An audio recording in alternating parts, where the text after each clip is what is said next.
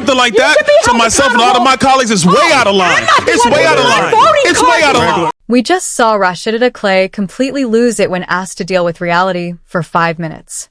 It's the same old routine. When the facts clash with their preferred story, they scream about fascism and defamation to dodge the hard questions. Then you have Byron Donalds, and it's like a breath of fresh air. While some in that room treat Congress like their personal stage for virtue signaling, Byron is actually doing the work of an oversight committee member. He doesn't care about your feelings. He's focused on the taxpayers' money and border security. He's bringing the receipts and holding these big city mayors accountable for every vague excuse. This video is a masterclass in dismantling a radical agenda with pure logic and unshakable commitment. You know, I think it's also really important to understand, like, the incredible kind of slanderous, like, defamation. I don't know what to call it. They're just burying Washington, D.C. You just heard them speak about our nation's capital in that way, in a way that I feel very much like that's not what I see. I see people walking around with their families, people enjoying time to see these beautiful, incredible, beautiful monuments and everything. And there's a pride here too. And so I just want to bring the DC residents into this committee because I feel like they are being made invisible in this really ugly picture that is not reflective. And I'm from Detroit. I've seen it happen to my city, and it's despicable in a way that I feel like really goes up against our values. You know, one of the things that I know in every abuse of power that, we let President Trump and the administration get away with in D.C., it will be replicated. It will be expanded across the country, and it is going to tear apart our communities. Mr. Jackson, I talked to you about a little bit about this, but I think it's important to understand that we do have a mental health crisis, that we have a housing crisis, affordability crisis. Can you police any of those away? No. You can't police away homelessness. And the way they talk about our homeless neighbors is no wonder there's violence increasing towards homeless neighbors. I see it already, the brutality of it. When we see housing costs go up, when we see, again, the lack or dismissiveness of the mental health crisis that we continue to grow. And it's not just this administration, and the previous administrations as well. No one has moved with the urgency that is needed. Just last week, the committee approved over a dozen bills regarding Washington, D.C. And, I'm just curious. Criminalized children. My colleague from Boston talked about this. It basically interfered with legislation already passed by the local government. Was anyone on this panel consulted? Any of you? Raise your hand if you were consulted on any of these bills. Yeah. We were not. One of the things that, AG, I've been listening to you. One of the bills actually eliminates your position completely. What effect would that have? Completely eliminating your position in regards to be able to do the job that you do to protecting all the families in Washington, D.C. We'll start with the fact that more than 70% of the residents of the District of Columbia overwhelmingly voted for having an independent elected attorney general. That's right. And that's a recognition of the fact that when an attorney general is directly accountable to the people, directly responsive to the people, we are much better at doing our job in terms of addressing housing affordability and conditions in slumlords, seniors and consumers who are being scammed, addressing the issues that are most important to D.C. residents, because I am accountable to them. I read wage theft is an issue, workplace discrimination. There's a number of issues that need to be addressed, and they're not going to address that. They want to paint you all as this ugly, dark, all just out in the street. The way it's just unbelievable because they all live here. I don't see it. I don't see what they see. I don't understand why we're allowing that to happen, because I actually think it's going to hurt our communities. People are going to look at Washington, D.C. folks in a way that I think is going to be very painful, but also, I don't know, Mr. Jackson, I heard the stories. People didn't leave their homes. They weren't leaving their homes. Businesses didn't see people coming into, that's what we want in our nation's capital. Stay in your house, don't move, don't go anywhere, stay fearful. It's unbelievable that my colleagues continue again to eject this narrative and this rhetoric in regards to it. But I think it's important, Mr. Chair, just like in D.C. Home Rule was one out of Black freedom struggle in the fight for civil rights, we can't be passive right now. So nobody over there should take anything we say like so personally as if we're attacking them. No, we're attacking a process, not attacking people here. And I think it's really important. We need to stand up against this fascist takeover. That's not a bad word. It's a fact. And here in DC and across the country, it is so incredibly important, Mr. Chair, that this committee does not allow rhetoric that defames and or paints Washington D.C. in a way that you all haven't really truly seen. You're just reading it. No, you're just reading it or something off of some. Will the gentlelady yield to a question? Yeah, I think it's really important. Will the gentlelady yield? No, I don't yield. I don't even have time. I can tell you. Your time's expired. It is expired, but Mr. Chair, nice. but you all live here, and you're not telling people the beautiful parts that you do see in our nation's capital. And no, it's just wrong how we're doing it. Chairman, I think it's insane that the gentlelady doesn't have an argument, but she's going to refer to me and some of my colleagues. Mr. Donalds, we were from the Third Reich. This is insane. It's insane. 15-year-olds as It's a bunch of insane. criminals? It's insane. Oh, Do I look like a member of the Third Reich to you, Ms. Tlaib? Is that what I look like to you? You're the one taking your voting card. Is that what you think? Is that what you think? Is that what you think? No, that's unethical. I think it's radical and I think it's insane. And I'll respect everything that you say. But to say something like that to myself and a lot of my colleagues is way out of line. It's way out of line. It's way out of line. Regular order, Mr. Way out of line. Regular order. That's okay. But it's okay, right? That is not how it goes. It's okay, right? You hold yourself accountable before you talk about Hold myself accountable. Hold your own self accountable. How about that? Hold your own self accountable. How about that? Thank you, Chairman. This is my third term on the Oversight Committee. We've been talking about illegal immigration and oversight the entire time. I remember we had a group of this committee that went down to the El Paso section of the border. This was back in February, March of 2021.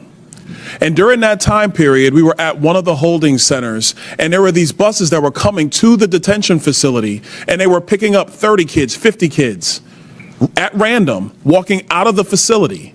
And when I went over to question the bus driver that was transporting these kids, border agents told me, as a member of Congress, that you're not allowed to question the bus driver. And of course, people knowing me, I didn't take no for an answer, and I repeated the question. And I was told that this bus of children was leaving El Paso and going to San Diego.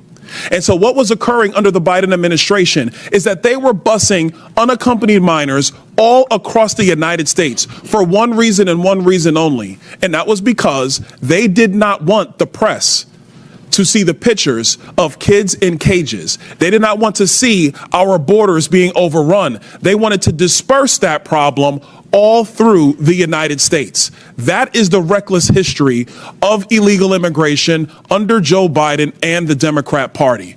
Mayor Johnston of Denver, you lamented earlier that there were 10 to 11 buses coming per day to your city. Did you ever talk to Joe Biden about why this was happening to your community? Thank you, Congressman. I both reached out to Governor Abbott from Texas. He didn't respond, and I did. Why would you reach out to Governor Abbott of Texas when it is Joe Biden, the former commander-in-chief, that opened up our borders? Why didn't you talk to him? Well, our buses directly were being sent from Governor Abbott in Texas, so that was why we reached out to say we're happy to collaborate on a coordinated entry system. We understand no one state or no one city should bear the entire brunt of this, but let's collaborate. But I did. So I'm glad you said that, because that brings me to my next point. Governor Abbott and Governor DeSantis, when they started moving illegal aliens out of their states who were bearing the brunt of what Joe Biden and Kamala Harris were doing, and they've sent them to Denver, they sent them to Chicago, they sent them to New York, they sent them to Martha's Vineyard. The reason why they did that is because you four could hide behind the realities of illegal immigration on border towns all through our country and on cities and states who did not want to see illegal immigration, but did not have the political representation to go to the White House. And only when it showed up on your doorstep did you get upset. Mayor Johnston, coming back to you, how much did your city spend on illegal immigration? Do you have a round number? Over the last couple of years on all newcomers, whatever their status was, it's around $79 million since 2022. $79 million. Mayor Johnson, Chicago. How much has the city of Chicago spent on illegal immigration? If you're referring to the 2022 up to 2024 of the buses coming from Texas, roughly the same percentage of the state of Texas, about 1% of our overall budget. What is that? Because we don't have the city's budget in front of me. Numbers. It's 1%, and if you want the actual calculation, we can make sure someone... You're the mayor. You don't have the math in front of you? It's 1% of the overall budget over the last 4 years. That's why you're a failing mayor. Which is Mayor the same Adams, number that how was much did the sent from city of us New from York the actually state spend of on Texas. illegal immigration? Mayor Johnson, I already asked you, you don't have a hard number. And if you don't have a hard number, you're not running your city well. Mayor Adams, how much did the city of New York actually spend on illegal immigration? $6.9 billion of taxpayers' dollars. $6.9 billion of taxpayer money on a problem that was fostered on the American people. Mayor Wu, in the city of Boston, how much did you spend? We don't ask about immigration status and delivering city You don't services, ask so about we how don't much have money that the city number. of Boston has spent on illegal immigration? We Are you don't out of your distinguish mind? between immigration status. Do you as manage part your of our budget city or not, policies. Mayor Wu? That is how we keep our Mayor city Wu, safe. do you manage we your have budget or the not? numbers to prove it. I manage my budget. I have a AAA bond rating dating back 10 years. So to the city of Boston, budget. just understand that your mayor does not care how much of your resources she has spent on people who are not citizens The city of Boston is sick of having people outside Boston telling us what Mr. we Bear, I need. have a question for you because I understand Cato's perspective when it comes to illegal immigration. I understand that the Cato Institute for a long time has had a standard of actually having open immigration into the United States. Generally speaking, I don't want to get into specifics. We support legal immigration. We want immigration to be legal. Let me ask you this question, because one of the great libertarians of the modern era, Milton Friedman, famously said, you can either have open borders or a welfare state, but you have to choose. Mr. Beer, what do you choose? Milton Friedman said he wanted to allow illegal immigration to continue. I disagree with Milton Friedman's position on that. We should have legal immigration and build a wall around the welfare state, not around the country. That's in the best interest of taxpayers. And I would argue that under the current system where you have sanctuary cities popping up, it is not possible to build that wall. So America has to choose. Mr. Beer, you're done. America has to choose between securing our nation or protecting the taxpayer. I choose secure the nation. I yield. Play is over there gushing about how beautiful DC is, how everyone's just enjoying the monuments, completely detached from the reality that families are facing rising crime and a crushing cost of living crisis. It's pure gaslighting. She even calls it slander when anyone points out the city's problems. That's not leadership. It's PR for a failing system. Enter Byron Donalds, the real star of this session. Watch how he handles the mayors, Denver, Chicago, New York, going down the line and asking the one question they dread most. How much did you spend? It's simple, but devastating. The Chicago mayor didn't even have a hard number. Byron doesn't sugarcoat it. If you don't know your budget, you're not running your city. Period. The contrast is staggering. On one side, you've got the screamers calling everyone names and whining about process. On the other, Byron lays out the cold, hard reality. New York City alone has burned $6.9 billion of taxpayer money on the migrant crisis. When the Boston mayor tries to dodge, Byron shuts it down, reminding everyone that mayors have a duty to their citizens first, and that final debate on the welfare state. A knockout. Using Milton Friedman to illustrate that open borders and a welfare state can't coexist is next-level logic. Byron forced a choice, and he chose securing the nation. Here's my takeaway.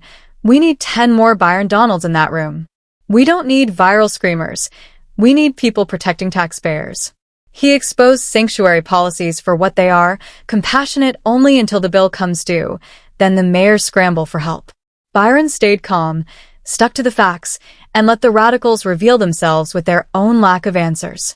That's how you win the argument, and if you want, I can also condense this into a punchy, high-energy YouTube narration version in the same tone that hits all the viral points. Do you want